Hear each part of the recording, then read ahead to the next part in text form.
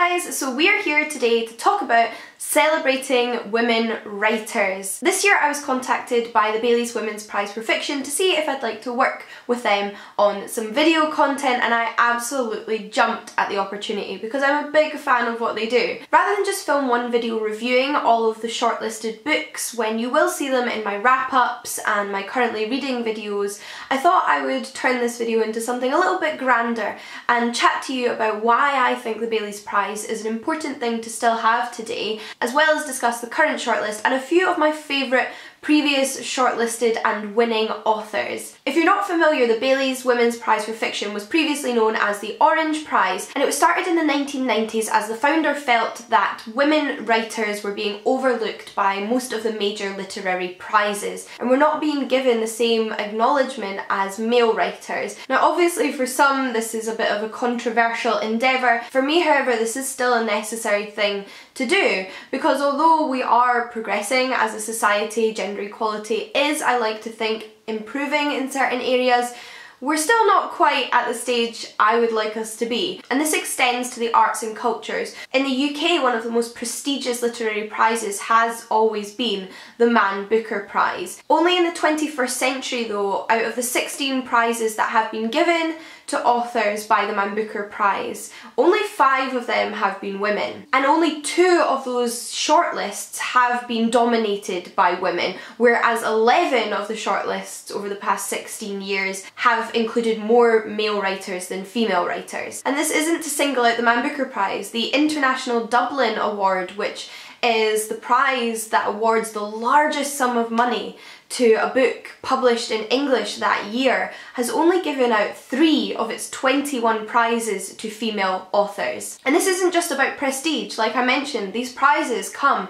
with huge lump sums that are bestowed upon the author, and as we know from Virginia Woolf's A Room of One's Own, money is an incredibly important aspect of being able to take part in the creative world, unfortunately. It's still a world that excludes people who don't have as much money. So this is an incident where female authors are losing out on both recognition as well as money. And that's not to say I think we should make it mandatory that every prize longlist and shortlist has an equal amount of male and female writers on it, or that we should alternate male winners and female winners by year and make our choices that way. And it's also not to say that I think the judges of these prizes have gone out of their way to single male authors above female authors, but I think it is a sign of an unconscious sexism that still exists within our appreciation of literature, unfortunately. And whilst things improve at what feels like quite a slow pace, the Bailey's Women's Prize for Fiction makes sure that every year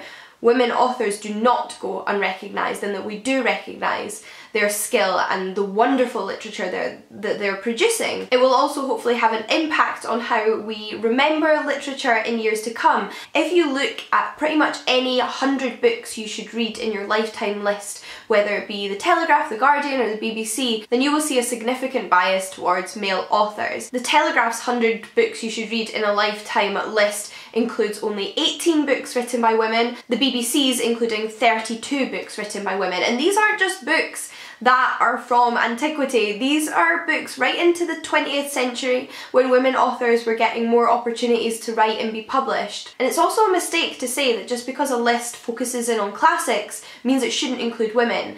Publishing houses like Persephone have made a point of highlighting amazing female writers that were writing during the period of literature that we consider classics, but went unrecognised in their time because of their sex. It may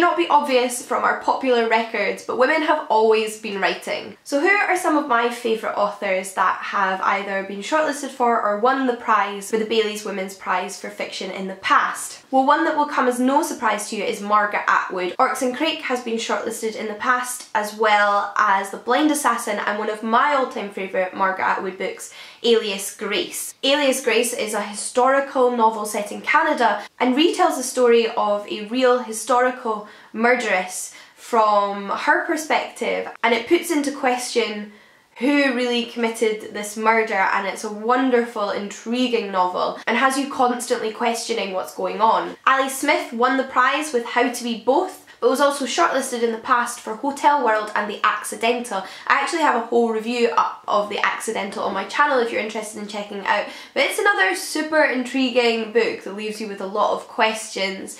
It follows a family on holiday who invite a stranger into their home, always thinking that somebody else in the family knows this stranger that has come into their house. And it's about the role this stranger plays in the unfolding of their life and unravelling of their secrets. One of my favourite books that was shortlisted for the prize in the past is Room by Emma Donoghue. I'm sure you've heard of Room if you haven't read it yet, but even if you've seen the film, please do read the book because there's so much more to it than the film, although it is an excellent film. It's a novel told from the perspective of a 5-year-old boy. In fact, the novel opens on his 5th birthday. He has spent his entire 5 years on this planet locked inside a room with his mother, and he is completely unaware that the world extends beyond this room. His mother, for reasons you'll learn as the book progresses, has decided to keep that information from him and let him think this is the whole world. Another one of my favourite books is The Secret History by Donna Tartt, who was shortlisted in 2003 for her book The Little Friend. These are just some of the authors I have read and loved from previous Bailey's Women's Prize for Fiction shortlists, however, and there's quite a few more on there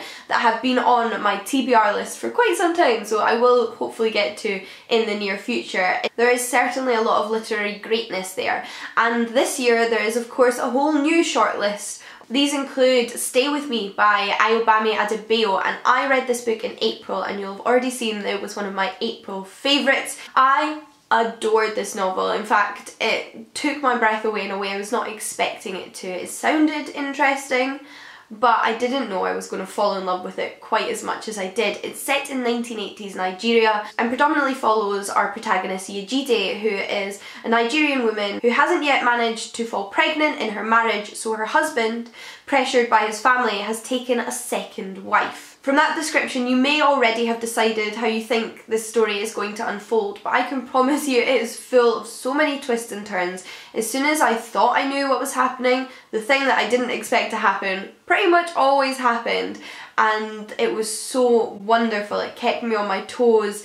It had me so invested in our main characters, and not just Yejide, although I did fall in love with her and felt so much sympathy for the things that she had to go through. I just thought she was a really well-rounded and real character for me, and yeah, I absolutely fell in love with this book and will be following everything that this author does in the future. One that I feel a lot of people have been talking about is The Power by Naomi Alderman. This has been recommended by Margaret Atwood, so of course people have swarmed to pick it up. And it is a kind of dystopian novel.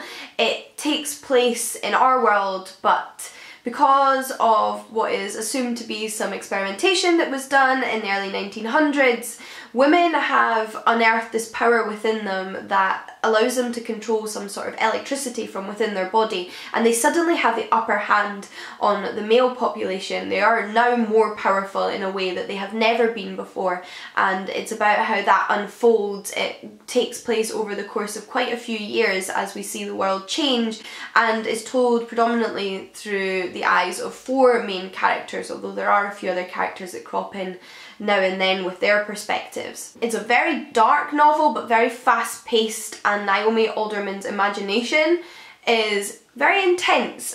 That's what I'll say, it's very intense. We then have Do Not Say We Have Nothing by Madeleine Taine, and this story follows a young girl and her mother who's originally from China, but they live in Canada. Her father has recently passed away, and they take in a Chinese girl who is a friend of the family and was involved in the student protests at Tiananmen Square and is fleeing China. This new member of their family then shares stories with Marie, the young girl, about life in China under Chairman Mao and revolutionaries in the lead up to the protests in Tiananmen Square, her family's involvement in the struggle in China, and it is truly beautiful. It is such a wonderful exploration of different cultures and history, told through just a very immersive and engaging narrative. The Sport of Kings by C.E. Morgan is a new American tale. It follows 2 families whose ancestors knew one another. In fact, the white family's ancestors owned the black family's ancestors as slaves, and it is now the modern era, and it's about these two families' lives intersecting in a whole new way. It's tackling the serious and heavy topics of American history and what that means for people today, as well as racism and poverty. The Dark Circle by Linda Grant is set in 1940s London, just after the end of World War II, when a brother and sister are diagnosed with tuberculosis. The book opens with them just prior to finding out that they have the disease, and then being sent to a newly built NHS hospital to treat tuberculosis. Before then, as you're probably aware, the National Health Service hadn't existed, so this is all very new, and suddenly all of these people from very different backgrounds are in the same hospital with the same disease, and it's about all of them getting to know one another. That is, until they learn that there may be a cure a lot closer than they thought. And lastly, what is actually the shortest book on the list is First Love by Gwendolyn Riley. It follows Neve and Edwin, who are in a volatile relationship that is proving incredibly unhealthy for Neve, but she hasn't been able to find a way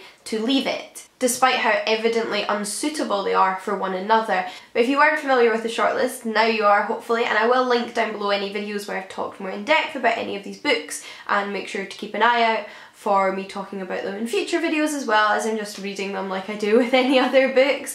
If you are interested to hear who I think may be in for a chance of winning this year's Bailey's Prize, then keep your eyes out, because Jen, Lauren and I are going to post a video later this month letting you know who we think might be in for a chance of winning. It's something I find a lot of fun to hypothesise, especially with other people, and I'll be intrigued to see if we get it right, so if you're interested in that, keep an eye out. But I do hope you've enjoyed this video. Let me know if you have any favourite authors or books that have been shortlisted or longlisted or even won the Bailey's Women's Prize for Fiction in the past, because I'm always looking for more recommendation of amazing female authors.